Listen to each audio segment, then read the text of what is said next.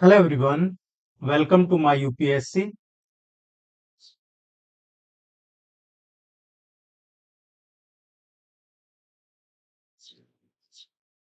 हम principal HM इसकी preparation कर रहे हैं। एक यूनिट 12वां यूनिट कंप्लीट हो चुका है। 11वें यूनिट की 3 क्लासेज हो चुकी है और आज इसको कंप्लीट करने का टारगेट है 11वें यूनिट को। ये अलग से सेक्शन इसलिए रखा है क्योंकि आज जो डिस्कस करेंगे वो चीजें 11वीं यूनिट के लिए ज्यादा इंपॉर्टेंट है, बजाय इससे पहले जो डिस्कस किए थे वो भी इंपॉर्टेंट थे, लेकिन हमारा मानना है कि ये वाला पोर्शन है, यहाँ से क्वेश्चन पूछने की प्रोबेबिलिटी ज्यादा है। जिन साथियों ने ज्वाइन कर रखा है, अगर आपको कोई भी इश्यू आता है, आपके पास कॉन्टेक्ट नंबर है, ईमेल आईडी है, या इस नंबर पे भी आप मैसेज कर सकते हैं। और जिन साथियों ने ज्वाइन नहीं किया है, आप इस नंबर पे मैसेज कर सकते हैं, ज्वाइन कर सकते हैं। वैसे ज्वाइन करने का लिंक आपको नीचे डिस्क्रिप्शन में कमेंट सेक्शन में मिल जाएगा। इंग्लिश के लिए भी अब कल से अवेलेबल हो जाएगा। अगर किसी साथी इंग्लिश मीडियम में ज्वाइन करना चाहते हैं तो इंग्लिश के लिए भी अवेलेबल हो जाएगा। पूरा मटेरियल आपको इंग्लिश में मिलेगा, लेकिन वीडियोज ये कॉमन रहेंगे, वीडियोज कॉमन ही रहेंगे। तो आप एक बार ज्वाइन करने से पहले इस नंबर पे डिस्कस जरूर कर लीजिएगा। Let's begin. आज का जो टॉपिक शुरू कर रहे हैं हम, जेम पोर्टल। जेम ये गवर्नमेंट ई मार्केट प्लेस होता है। जेम क्या है? Government e market place. Bharat सरकार का है, राष्ट्रीय ऑनलाइन सार्वजनिक खरीद पोर्टल है ये। नेशनल पब्लिक प्रोक्योरमेंट पोर्टल, राष्ट्रीय ऑनलाइन सार्वजनिक खरीद पोर्टल है। और इसके माध्यम से अलग अलग जो सरकारी डिपार्टमेंट्स हैं, सरकारी मंत्रालय हैं, विभाग हैं, निकाय हैं, या जो सार्वजनिक उपक्रम हैं, या राज्य सरकारें हैं, या इसमें जो गुड्स एंड सर्विस है, इसकी ऑनलाइन खरीद करती है।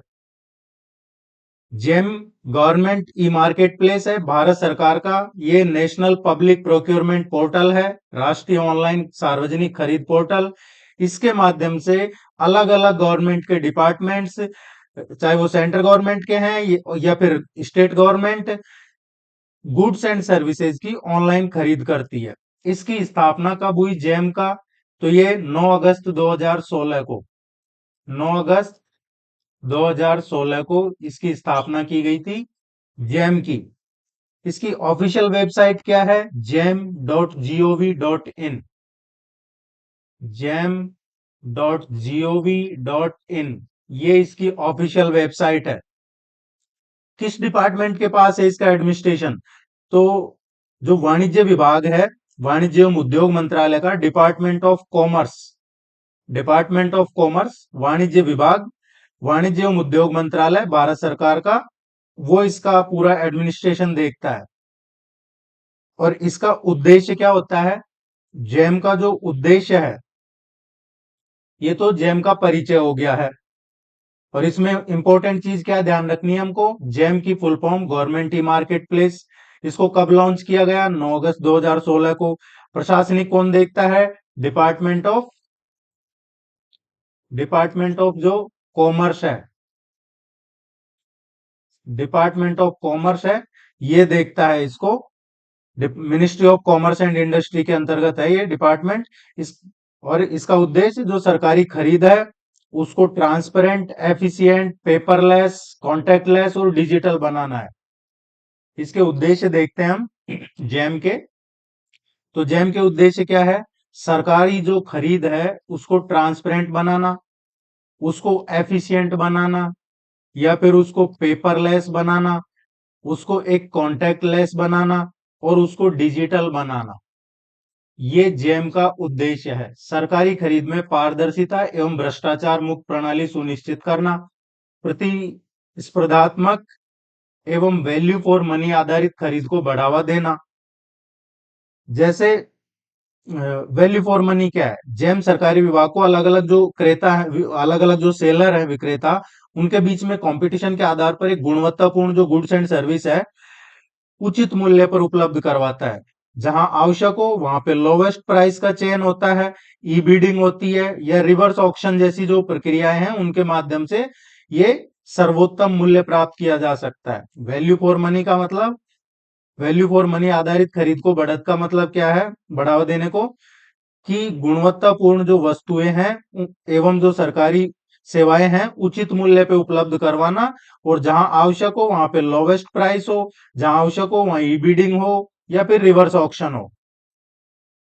इसमें एक चीज और है, जेम का उद्देश्य केवल लोवेस्ट प्राइस पे खरीद करना ही नहीं है। ऐसा नहीं है कि इसका मतलब यह है कि जेम का पर्पज है जो केवल सबसे कम कीमत पे खरीद करना है, बल्कि जो गुणवत्ता है, मूल्य एवं जो पारदर्शिता है उसके बैलेंस के साथ वैल्यू फॉर मनी सुनिश्चित करना है। एमएसएमई, स्टार्टअप, महिला उद्यमी एवं स्थानीय विक्रेताओं को प्रोत्साहित करना। इसमें जो एमएसएमई है, यहां से एक क्वेश्चन पूछा जा सकता है हमसे, क्योंकि ये ट्रिकी है थोड़ा एमएसएमई में। इसमें जेम का जो उद्देश्य है, सूक्ष्म, लघु एवं मध्यम उद्योग, micro, small and medium enterprises, इसमें स्टार्टअप या जो सेल्फ हेल्प ग्रुप है, आर्टिजन है, स्थानीय विक्रेताओं की सरकारी खरीद में भागीदारी है, उसको बढ़ावा देना है। इसके छोटे उद्यमों को सरकारी बाजार तक समान अवसर प्रोवाइड करना है। लेकिन इसमें एक इंपॉर्टेंट है कि अ, अगर आप कहीं बाहर से या कहीं से पढ़ रहे हैं नोट्स या कोई बुक रेफर कर रहे हैं जो कि अपडेटेड होनी चाहिए। अगर आप कोई मार्केट से लेते हैं, पहली बात तो कोई अवेलेबल है नहीं मार्केट में बुक, और अगर फिर भी कोई निकालते हैं कोई ऑथर, तो अपडेटेड होनी चाहिए, और दूसरा उसमें ऑथेंटिक डेटा हो। जैसे फॉर एग्जांपल एमएसएमई का पढ़ रहे हैं तो कुछ स्पेशल, यूपी स्पेशल करके बुक आती है। यूपी स्पेशल, हम किसी का नाम नहीं ले रहे, लेकिन यूपी स्पेशल करके कुछ बुक आती है जिनमें लिखा हुआ है एमएसएमई के लिए 25% सरकारी खरीद का प्रावधान है।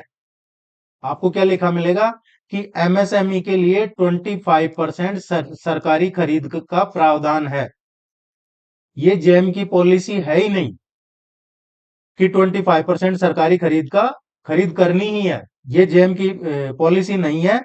जो पब्लिक प्रोक्योरमेंट पॉलिसी है, public procurement policy for micro and small enterprises, जिसे एमएसई पॉलिसी कहा जाता है, ये उसका प्रावधान है। तो इसको स्पष्ट रखना होगा हमें कि जेम की पॉलिसी नहीं है। एग्जाम में दिया जाए कि एमएसएमई के लिए 25% सरकारी खरीद का प्रावधान जेम की नीति है।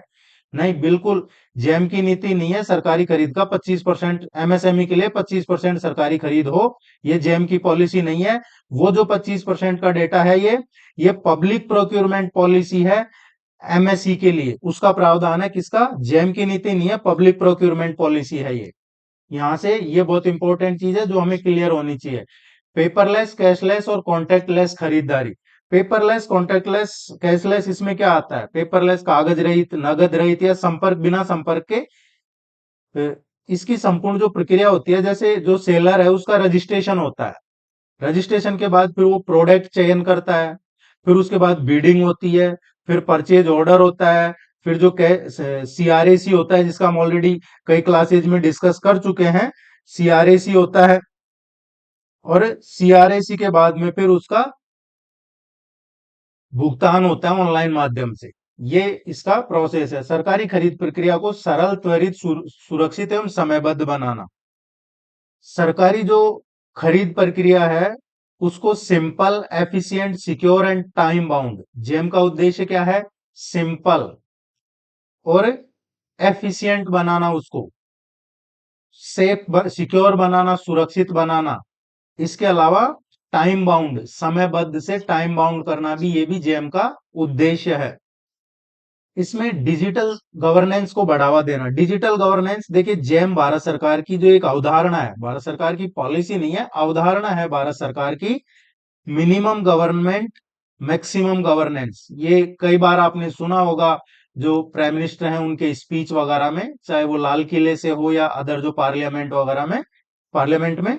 तो ये भारत सरकार जो है उसकी अभी अवधारणा है मिनिमम गवर्नमेंट, मैक्सिमम गवर्नेंस।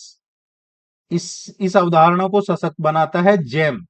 और ये ई गवर्नेंस के माध्यम से जो सरकारी खरीद है उसको पारदर्शी या फिर एक रेस्पॉन्सिबल, उत्तरदायी या प्रभावी बना के, और गुड गवर्नेंस को प्रोत्साहित करना, ये जेम है। इसके अलावा मेक इन इंडिया, आत्मनिर्भर भारत एवं वोकल फॉर लोकल को बढ़ावा देना। जेम क्या है? देश में जितने भी मेड इन इंडिया प्रोडक्ट्स हैं जो लोकल बने हैं हमारे यहाँ पे, और जो स्थानीय उद्योग है उनको प्रोत्साहित करता है। इस पोर्टल पर विक्रेताओं के लिए कंट्री ऑफ ओरिजिन का उल्लेख जरूरी होता है। मेक इन इंडिया कैसे पता चलेगा? क्योंकि जो भी प्रोडक्ट होगा इस पोर्टल पे डलेगा, जेम पे, उसमें किस देश का है, किस देश का ओरिजिन है इस प्रोडक्ट का, कंट्री ऑफ ओरिजिन, उत्पत्ति किस देश की है, उसका उल्लेख है। जिससे क्या होता है, जो स्थानीय उत्पाद होते हैं उनको बढ़ावा मिलता है, और भारत सरकार की जो मेक इन इंडिया या जो आत्मनिर्भर भारत और वोकल फॉर लोकल है, ऐसी पहल इनको बढ़ावा मिलता है। इसमें इंक्लूसिव प्रोक्योरमेंट है, समान अवसर एवं समावेशी सरकारी खरीद सुनिश्चित करना। जेम का उद्देश्य है कि सभी जो भी इलिजिबल सेलर हैं, विक्रेता, उनको सरकारी खरीद प्रक्रिया में इक्वल अपॉर्चुनिटी दी जाए। ऑनलाइन पोर्टल होने के कारण देश के किसी भी भाग का कोई भी सेलर कहीं से भी रजिस्टर कर सकता है और उसके पास जो प्रोडक्ट है उसको सेल कर सकता है। तो इक्वल अपॉर्चुनिटी। अब जेम पे कुछ सीमाएं हैं, उसका डिस्कस करते हैं हम। देखिए, जैम की जो सीमाएं हैं वो किसके अकॉर्डिंग है? पहले ये रूल हुआ करता था, जो जनरल फाइनेंस रूल है, जनरल फाइनेंस रूल, ये 2017 का था। 2017 का नियम हुआ करता था एक जनरल फाइनेंस रूल, और उसमें था रूल 149, रूल 149, ये था जनरल फाइनेंस रूल में रूल 149। इसको संशोधित किया है, और अब जो हम डिस्कस करेंगे वो इस संशोधन में है। इसको कब संशोधित किया है? जो जनरल फाइनेंस रूल था 2017 का, इसका रूल 149 को संशोधित किया गया है। ये 10 जुलाई को, 10 जुलाई 2024 को, 2024 जुलाई, 10 जुलाई 2024 को इसको संशोधित किया गया है। अब इसमें लिमिट क्या है, वैल्यूज लिमिट क्या है? तो 50,000 तक, 50,000 तक जो लिमिट है क्रय की, प्रोक्योरमेंट मेथड क्या होगा? डायरेक्ट परचेज, डायरेक्ट परचेज 50,000 तक। जैम पे उपलब्ध किसी भी विक्रेता से कोई भी कॉम्पिटेंट अथॉरिटी उसके संतोष और उसके प्रमाणक के आधार पे सीधे खरीद कर सकता है। कोई भी कॉम्पिटेंट अथॉरिटी, सक्षम प्राधिकारी 50,000 तक का जेम से डायरेक्ट खरीद कर सकते हैं। और 50,000 से और 10 लाख तक, 50,000 से और 10 लाख तक के लिए एक L1 परचेज है। क्या है? L1 purchase. L1 परचेज क्या है? लोवेस्ट प्राइस परचेज है ये। जेम पे उपलब्ध कम से कम 3 जो मैन्युफैक्चरर हैं अलग अलग, उनके जो प्रोडक्ट्स हैं उनका कंपैरिजन करना पड़ेगा। 50,000 से ज्यादा और 10 लाख से कम का कोई कॉम्पिटेंट अथॉरिटी प्रोडक्ट जेम से ऑर्डर कर रहे हैं, तो आपको तीन अलग अलग जो सेलर हैं, ये बी सी, ये 3 सेलर हैं, इनके जो प्रोडक्ट है इनका आपको कंपैरिजन करना पड़ेगा, और जो लोवेस्ट प्राइस है फिर उस लोवेस्ट प्राइस में आपको परचेज करना पड़ेगा। 10 लाख से अधिक पे, 10 लाख से अधिक पे आपको बीडिंग जरूरी है, ई बीडिंग। 10 लाख से ज्यादा पे इलेक्ट्रॉनिक निविदा जिसे कहा जाता है, या फिर रिवर्स ऑक्शन जिसे कहा जाता है, ई बीडिंग या रिवर्स ऑक्शन, इसके माध्यम से खरीद अनिवार्य होती है। ऑटोमोबाइल्स के लिए जो फाइनेंशियल लिमिट है उसका विशेष प्रावधान अलग है। ऑटोमोबाइल्स के लिए विशेष प्रावधान अलग है। ऑटोमोबाइल के लिए भारत सरकार द्वारा अलग से वित्तीय सीमा और विशेष खरीद जो प्रक्रिया है वो निर्धारित की गई है। तो हमको ये दिया जाए तो इसमें एक चीज ध्यान रखनी है, ये ऑटोमोबाइल्स के लिए नहीं है, ऑटोमोबाइल्स के लिए अलग नियम है। अब इसमें देखेंगे हम, तो हमने क्या क्या देख लिया जेम पर, यहां से क्वेश्चन आने के चांसेस है। एक तो हमने जो फाइनेंशियल रूल था, जनरल फाइनेंशियल रूल 2017, इसका रूल 149 को अमेंड किया गया 10 जुलाई 2024 में। 50,000 तक डायरेक्ट परचेज, और 50,000 से 10 लाख तक L1 परचेज, मतलब 3 कोई सेलर है उनके प्रोडक्ट से कंपेयर करना पड़ेगा आपको आपस में तीनों को। और 10 लाख से ऊपर पे ई बिडिंग। इसमें एक टर्म और थोड़े टाइम पहले चर्चा में थी साथियों, वो जो टर्म थी वो थी डिमांड स्प्लिटिंग। एग्जाम में पूछा जा सकता है हमसे, और वो डिमांड स्प्लिटिंग, जो डिमांड स्प्लिटिंग थी, ये ये टर्म पूछी जा सकती है। इसका मतलब क्या है? डिमांड स्प्लिटिंग होता है एक कृत्रिम विभाजन। जैसे किसी बड़े ऑर्डर को जानबूझकर छोटे भाग में बांटा जाए और फिर डायरेक्ट परचेज की सीमा के भीतर लाके और जो फाइनेंशियल रूल है उनका उल्लंघन किया जाए।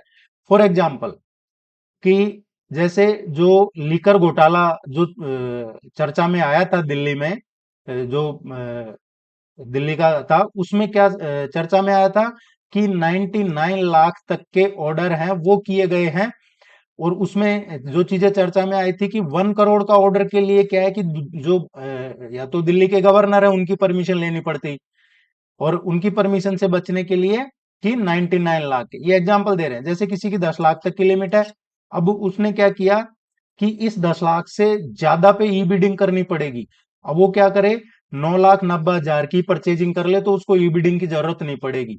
अब वो बार बार अगर 9,90,000, 9,95,000 इस तरह के करेगा तो फिर उसकी ऑडिट होती है, और फिर उसमें देखा जाता है इसी में वित्तीय नियमों का उल्लंघन माना जाता है। अगर जानबूझ के बड़े ऑर्डर को छोटे भागों में बांटा गया है तो ये वित्तीय नियमों का उल्लंघन है जो अमेंड किया है 2024।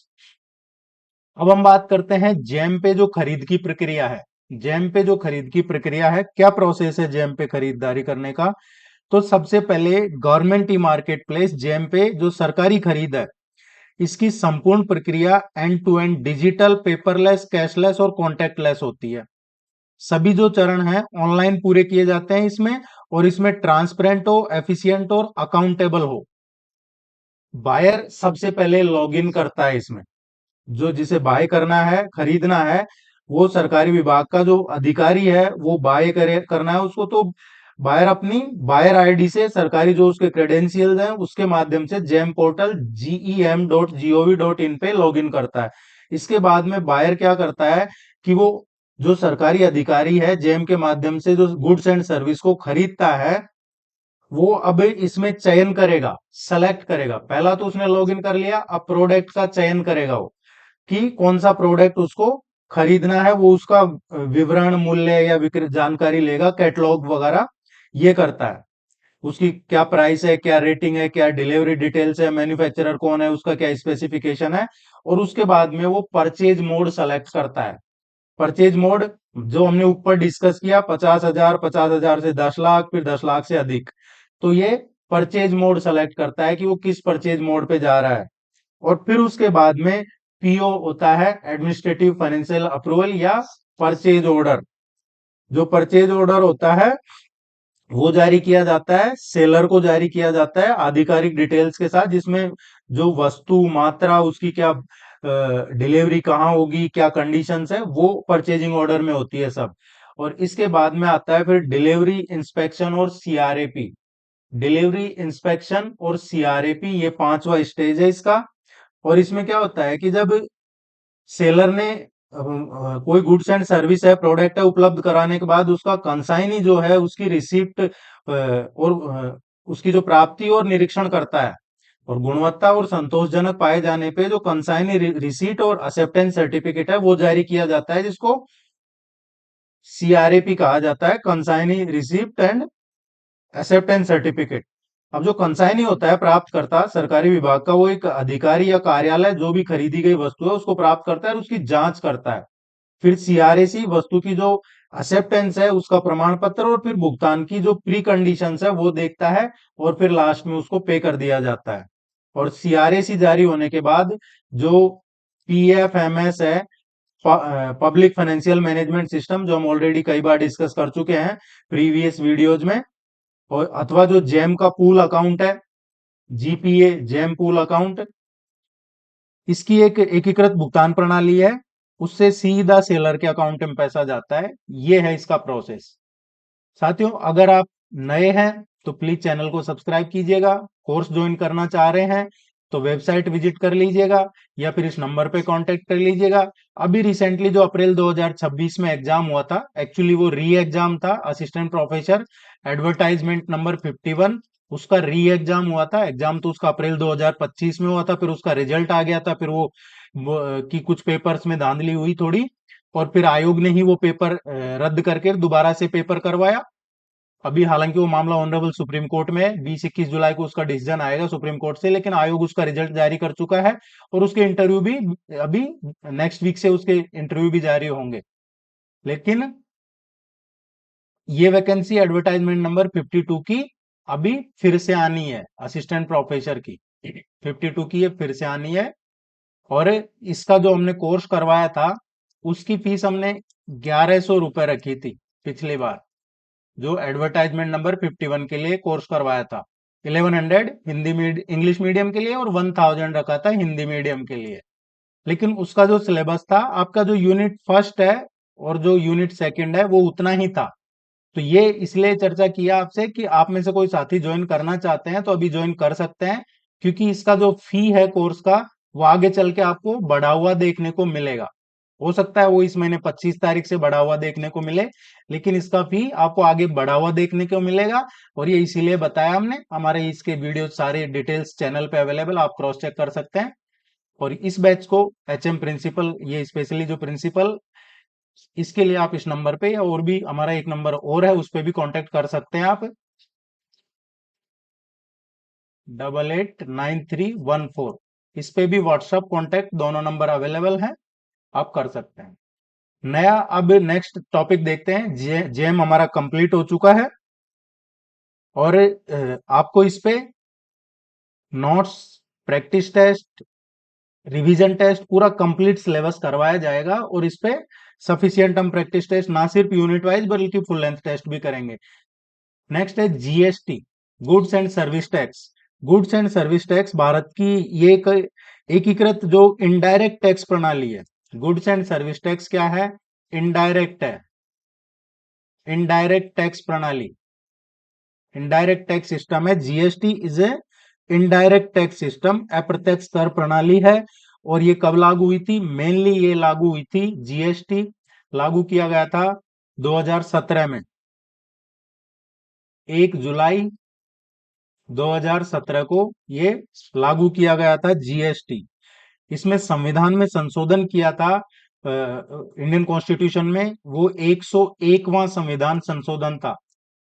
101वां संविधान संशोधन था, एक राष्ट्र एक कर एक बाजार।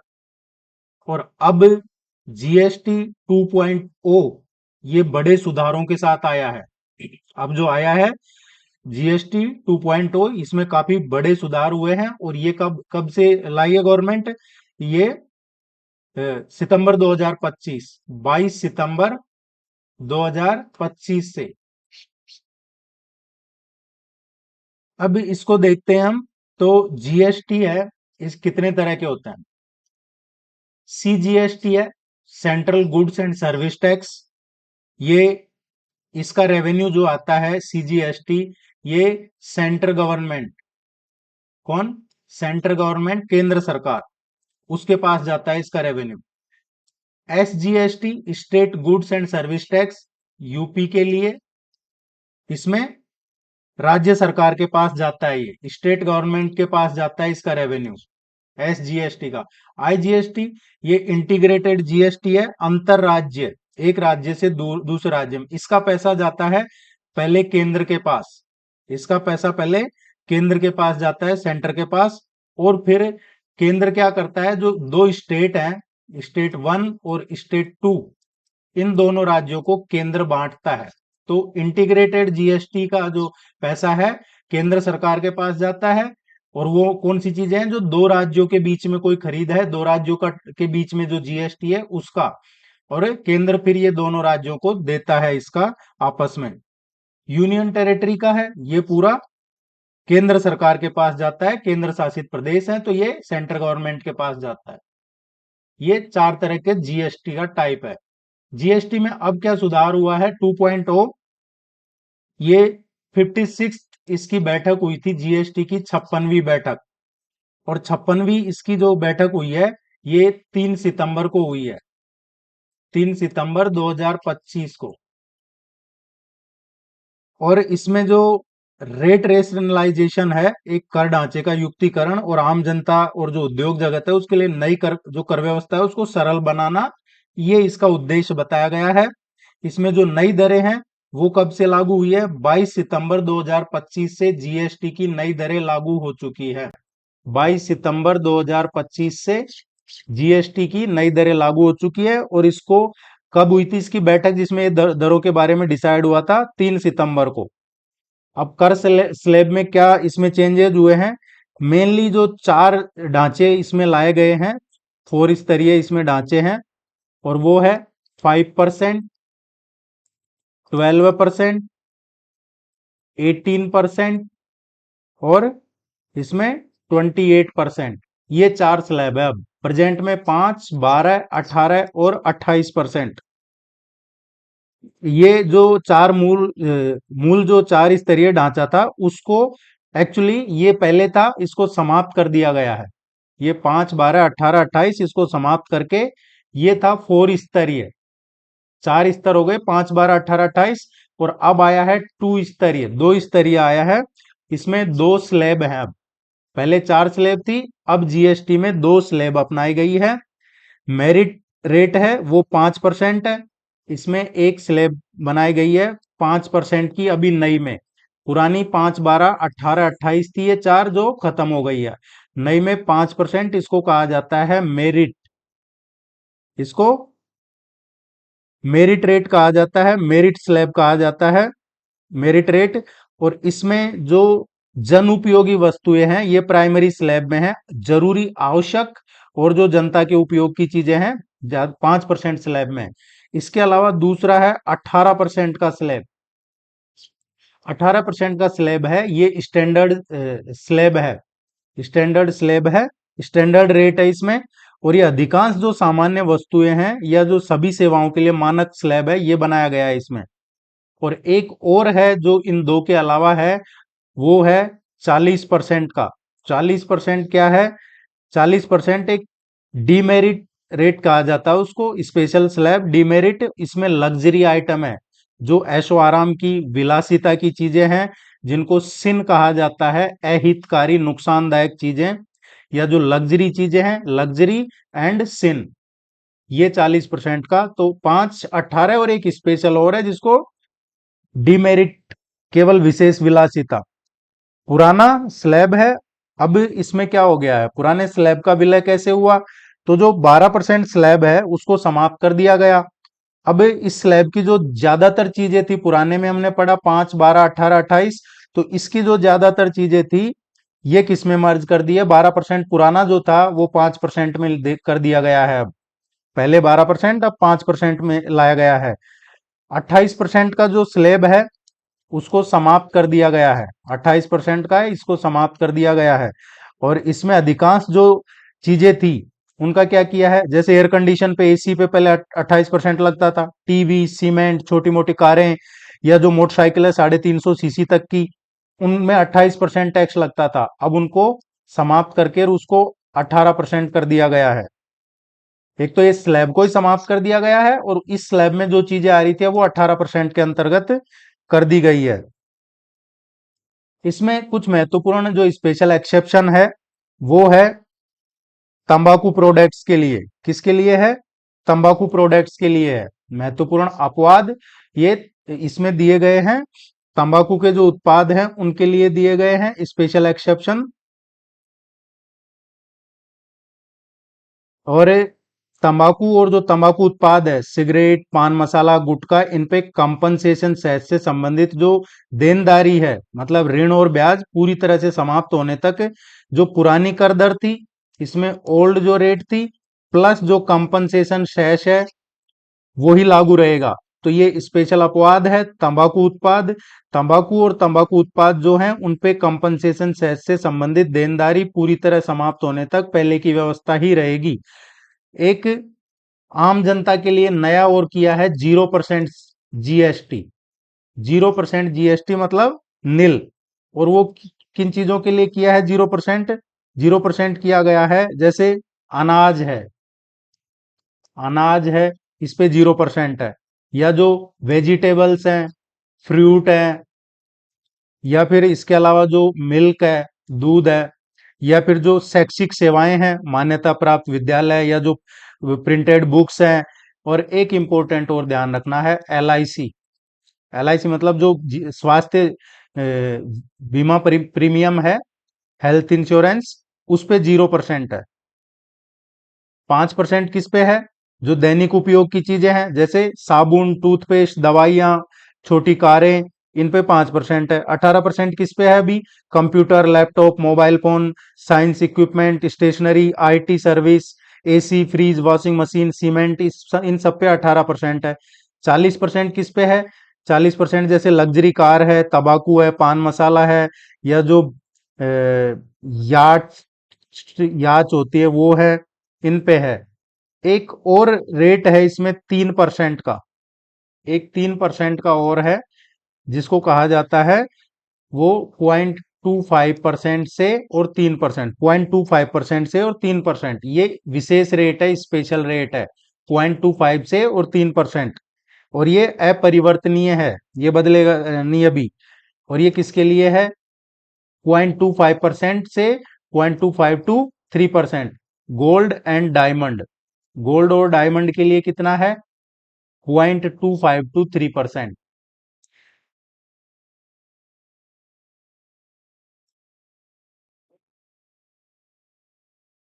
तो साथियों, ये था आज का। और कोई इशू हो तो आप कमेंट सेक्शन में कर पूछ लीजिएगा, या जो साथी ज्वाइन कर रखे हैं आपके पास कांटेक्ट नंबर, आप कांटेक्ट कर लीजिएगा। इसी तरीके से आपको रेगुलर बेसिस पे, देखिए पूरे वीक में 7 दिन क्लास नहीं होती है, 4 से 5 दिन का टारगेट है। और अभी वैकेंसी आई नहीं है, वैकेंसी इसी महीने के लास्ट या अगस्त में आएगी, होपफुली 10 अगस्त से पहले पहले आ जाएगी। और 10 अगस्त तक हमें काफी यूनिट्स कवर कर चुके होंगे। तो आप निश्चिंत रहिएगा, हम इसका पूरा 12 यूनिट्स पूरा कंप्लीट सिलेबस आपको करवाएंगे। ना सिर्फ सिलेबस की क्लासेज होंगी, उन पे प्रैक्टिस टेस्ट भी होंगे। आपको कंप्लीट सिलेबस के नोट्स भी प्रोवाइड करवाए जाएंगे, जिस भी मीडियम में आपने ज्वाइन कर रखा है। और उसके अलावा फिर आगे रिवीजन टेस्ट भी आपको करवाए जाएंगे इस पे, रिवीजन के। Thank you very much. नमस्कार।